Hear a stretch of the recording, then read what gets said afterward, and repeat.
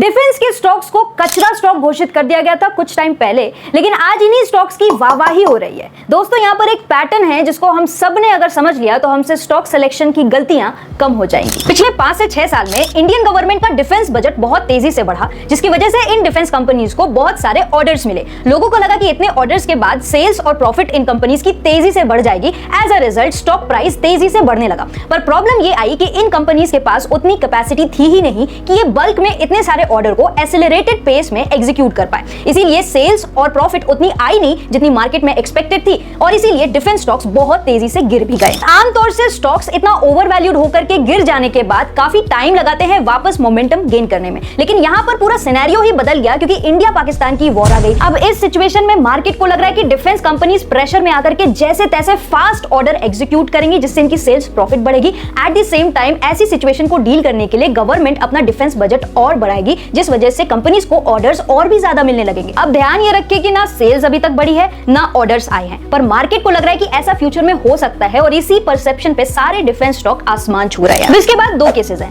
पहला, अगर फिर से आने वाले 2-3 क्वार्टर में सेल्स नहीं बढ़ पाए तो ये स्टॉक बिल्कुल वैसे ही गिरेंगे जैसे ये लास्ट टाइम गिरे थे। और दूसरा कि अगर सेल्स बढ़ गई तो ये स्टॉक आने वाले समय में और भी ज्यादा भाग सकते हैं। देखो, ऐसे में सारे ही डिफेंस कंपनीज के पास ऑर्डर्स भरे हुए हैं, पर हमें उन कंपनीज पर फोकस करना है जो अपनी capacity expansion and fast order execution पर बहुत ज्यादा फोकस कर रही हैं। अगर आप चाहते हैं कि हम ऐसी कंपनीज को रिसर्च करके आपके लिए वीडियो बनाएं तो कमेंट कर दे इंडिया, हम वीडियो बना देंगे।